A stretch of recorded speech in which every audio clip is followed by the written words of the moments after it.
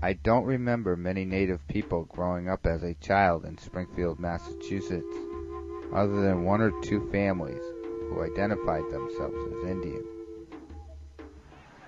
I was born in a poor urban neighborhood that was full of interracial tension among the blacks and white people.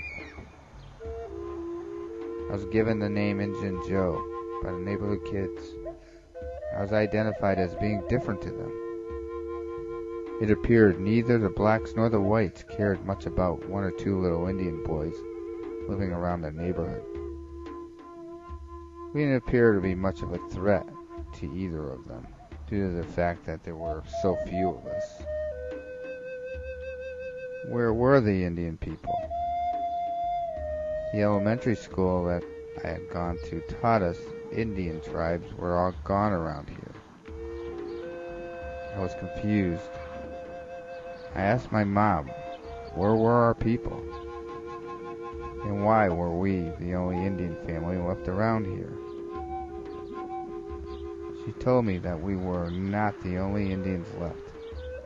She explained to me that many of our people are still around, and that they intermarried with the black and white people over the years. And because the government treated us less than any other color, many families hid their identity as Native Americans. So most of our land and way of life as Indians changed here. Sometimes my mom would take us to local powwows, but for some reason I didn't want to participate in the dances or enter the circle with the people.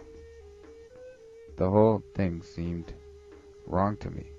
The drumming, clothing, and the way they danced. It never felt right. I hated it.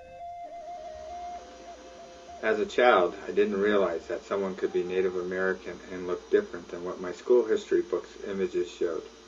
I could not imagine at that time what interracial marriage meant and how that impacts what people look like. Back then, my mother was a single parent trying to raise me. She had very little control over me. There were no role models in my life, and I began to skip school and steal from stores. There were not many choices left for me but to leave the city.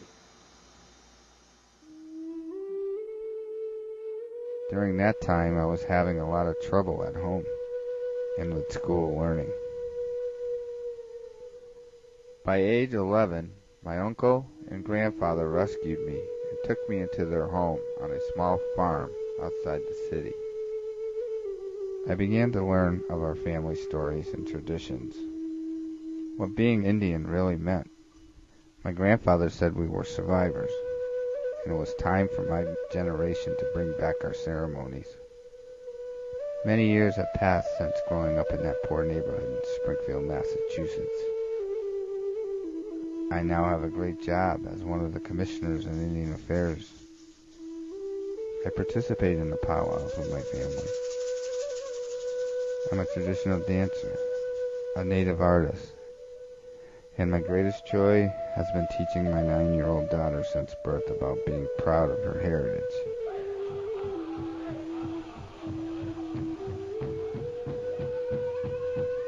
My grandfather was right. We are survivors, and I'm not the lonely little Indian boy anymore. And our people are still here. And most important, our traditions lie within our hands of the future generations to come.